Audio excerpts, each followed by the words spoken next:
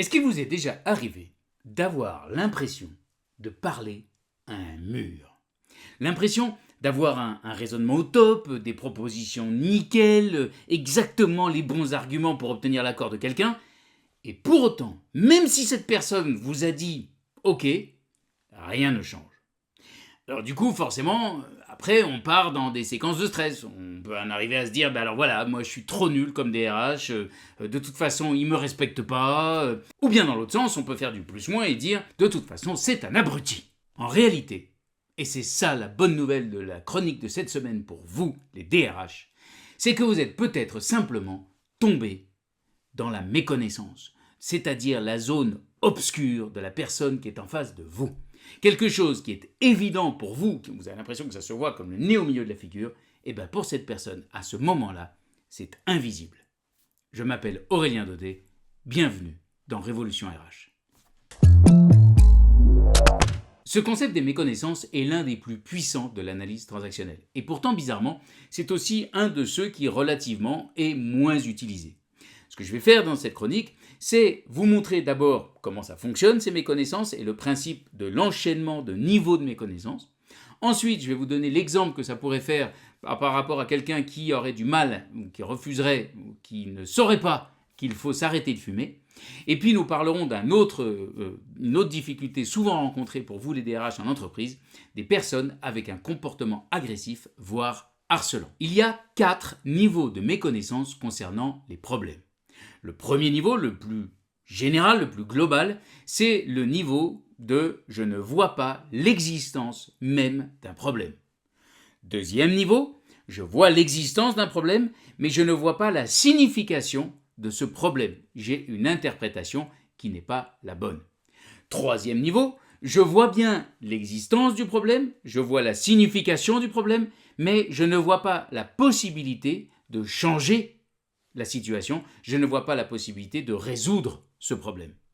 Et enfin, dernier niveau, je vois l'existence du problème, je vois la signification de ce problème, je vois bien la possibilité de résoudre ce problème, mais je ne vois pas que j'ai les compétences, que j'ai les capacités pour résoudre, moi, ce problème. Concrètement, qu'est-ce que ça peut donner? Prenons l'exemple de quelqu'un qui tousse avec une toux assez rauque, caverneuse, et vous savez que cette personne fume. Donc quand vous lui signalez ce problème, il y a 2 options. Soit la personne voit le problème, reconnaît l'existence du problème et vous dit oui c'est vrai, je tousse, j'ai cette toux là en ce moment qui s'est en plus un peu aggravée ces derniers temps, ça me fait mal et je trouve ça assez inquiétant.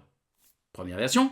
Deuxième version, la personne est dans la méconnaissance de premier niveau sur l'existence du problème et vous la verrez, vous l'entendrez vous dire quelque chose comme « Ah bon, non, je pense pas, de toute façon j'ai toujours un peu toussé moi, et puis de toute façon tout le monde tousse en ce moment, non j'ai pas remarqué de choses particulières concernant tout. » Deuxième niveau de méconnaissance, on est au niveau de la signification du problème.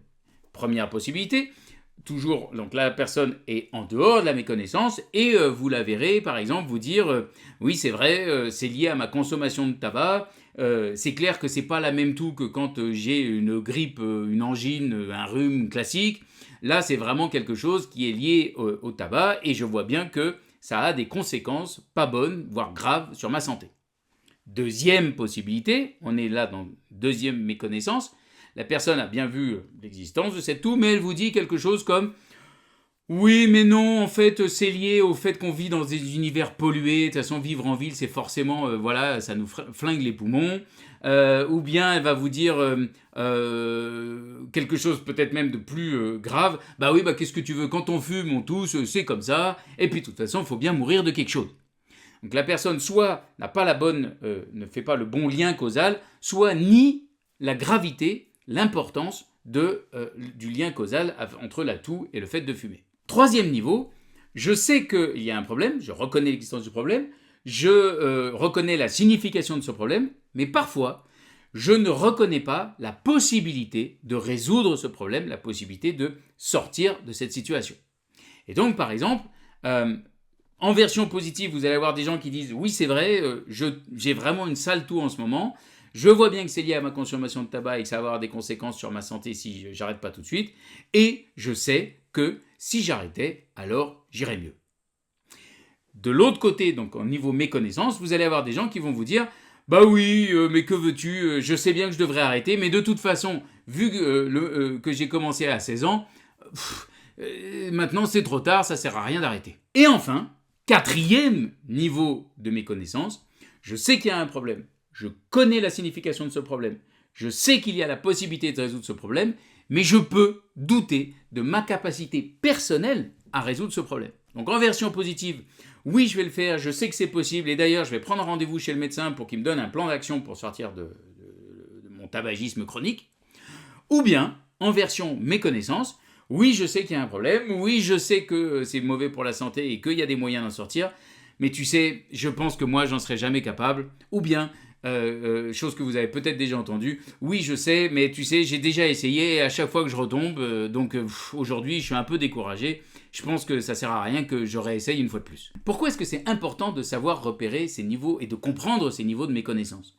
Parce que si vous faites une proposition à quelqu'un sur une stratégie en voulant convaincre cette personne que si elle fait ça, alors elle y arrivera, alors que cette personne est coincée au niveau de l'existence même du problème, vous voyez bien qu'il y a zéro chance qu'elle accepte votre tactique, votre proposition. Vous allez dire à une personne, tu sais, tu fumes trop, tu as une mauvaise toux, tu devrais arrêter au plus vite. Donc la personne va vous dire, oui, mais tu sais, je pense pas que ce soit si facile d'arrêter. Donc là, vous allez vous dire, cette personne pense que c'est pas possible, et avec les meilleures intentions du monde, vous allez lui donner plein d'exemples de gens qui sont arrivés. Votre vieil oncle qui est arrivé alors qu'en plus ça faisait déjà 30 ans qu'il fumait, ou bien une nouvelle technique dont on vous a parlé et qui a l'air de faire des miracles. Bref, vous intervenez au niveau de la possibilité de résoudre le problème, mais ce que la personne ne vous a pas dit, parce que c'est plus ou moins conscient chez elle, c'est qu'elle doute même de l'existence du problème et qu'à l'intérieur, elle est par exemple en train de se dire « Ouais, enfin de toute façon... c'est bon, je tousse, c'est pas si grave, de toute façon, vivement l'été, ça ira mieux. » C'est pour ça qu'en entreprise, beaucoup de campagnes contre l'addictologie, que ce soit le tabac, l'alcool, les drogues diverses, beaucoup de ces campagnes tombent à plat. Parce que beaucoup de ces campagnes s'adressent à la possibilité de changer, s'adressent à des techniques, des tactiques, des stratégies que tout un chacun peut adopter facilement, donc les personnes essayent de vous convaincre que vous avez les capacités personnelles de le faire, donc on est sur les deux niveaux du bas, alors que les personnes à qui s'adressent ces campagnes, souvent vont se dire, en fait, je vois pas vraiment en quoi c'est un problème, je vois même pas qu'il y ait un problème, un verre de temps en temps, c'est quand même plus joyeux pour vivre, de toute façon, je résiste mieux à l'alcool que les autres, en plus, j'ai jamais eu d'accident. Donc, ils ne voient soit pas le fait qu'il y a un problème, soit ils se disent que oui, il y a un problème, mais c'est pour les autres. Donc, ils ne voient pas le sens, la signification pour eux de ce problème. Prenons l'exemple maintenant d'un manager qui aurait un comportement, une conduite, une manière de parler agressive, voire limite harceleur. La DRH, avec les meilleures intentions du monde, et tout à fait dans son job, va aller voir ce manager et lui dire « Écoute, tu as un comportement qui n'est pas OK, ça a des conséquences sur la motivation de ton équipe, sur le turnover dans ton équipe et peut-être même sur les conséquences, sur l'état psychologique des gens dans ton équipe. Il faut que tu changes, que tu adoptes un comportement positif, respectueux et que tu parles aux gens sans t'accorder plus de valeur qu'à eux, sans les dénigrer.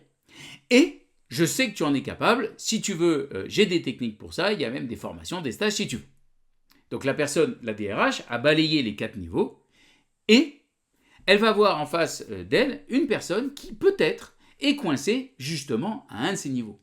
Par exemple, pendant que vous faites votre laïus, vous les DRH, vous voyez peut-être la personne en face faire enfin elle a l'air de dire oui du bout des lèvres, mais elle n'a pas vraiment l'air d'être en lien avec ce que vous racontez. Peut-être ça va être le moment de vous dire, mais attends, peut-être que tout ce que je suis en train de raconter, ça tombe dans le vide parce que la personne est coincée dans une des 4 méconnaissances.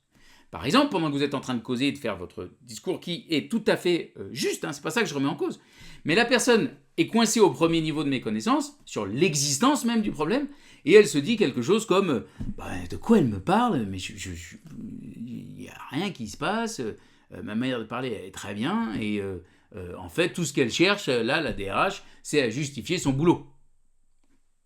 Ou bien elle est coincée au 2e niveau, donc elle voit bien qu'il y a un problème, qu'effectivement les gens n'ont pas l'air au mieux de leur forme dans l'équipe, mais elle va dire quelque chose comme c'est parce qu'on nous demande des objectifs toujours plus élevés, donc forcément les gens sont stressés, d'ailleurs moi-même je suis claqué, et puis ceux qui s'en vont, c'est simplement parce qu'ils trouvent mieux ailleurs. Donc il y a un problème, mais sur l'interprétation du problème, elle ne voit pas que son rôle à elle. Troisième niveau, oui, c'est vrai qu'il y a un problème, oui, c'est vrai qu'il y en a certains qui s'en vont, et il est possible que j'ai mon rôle à jouer, que j'ai joué mon rôle en termes de comportement, c'est vrai que je peux être très exigeant, mais de toute façon, même si je changeais de comportement, ça ne changerait rien. Les personnes, tu sais, il y en a qui aiment bien se plaindre de toute façon, et je ne te parle même pas de la génération Z. Et puis, de toute façon, il y aura aussi un autre problème, c'est que si moi je change, ce qui va se passer, c'est que eux, et c'est pas pour autant qu'ils seront plus motivés, et alors là, c'est sûr, on n'arrivera pas à atteindre les objectifs. Donc, un problème sera remplacé par un autre problème. Donc, on restera bien coincé. Et puis enfin, dernière impasse possible, je vois bien qu'il y a un problème. Je vois bien que ce problème, il est lié partiellement, en partie à mon comportement. Je vois bien que si je changeais de comportement, il y aurait des chances que ça aille mieux et que tout le monde s'en porte mieux dans l'équipe. Mais, que veux-tu, j'ai toujours fait comme ça et je pense que je ne pourrai jamais changer. C'est pas à mon âge que je vais changer. Ok ? Est-ce que vous voyez bien ces 4 niveaux de méconnaissance possibles ? Et là où c'est vraiment important pour vous les DRH, c'est que la personne, elle ne va pas forcément vous le dire. C'est des choses qu'elle a à l'intérieur d'elle-même et qui sont plus ou moins conscientes. Donc comment faire pour justement arriver à dénouer au bon endroit ? Il n'y a pas 36 solutions, il va falloir le faire de manière systématique en explorant depuis le haut jusqu'en bas pour vérifier s'il y a méconnaissance et à quel niveau il y a méconnaissance. Je reprends mon exemple du comportement agressif, voire harceleur. Au premier niveau, pour vérifier si la personne est consciente de l'existence d'un problème, vous pouvez par exemple poser la question. Est-ce que tu es consciente qu'il y a un problème de motivation ? Est-ce que tu es consciente qu'il y a un problème relationnel dans ton équipe ?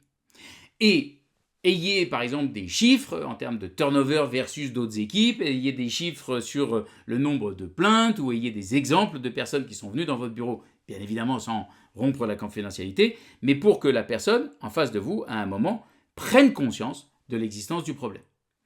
Ensuite, vous pouvez vérifier, si la personne vous dit « Ok, je suis consciente, ça va, il y a un problème », vous pouvez ensuite passer au deuxième niveau et vérifier si la personne est consciente de la signification, du sens, si elle a une interprétation correcte de ce problème.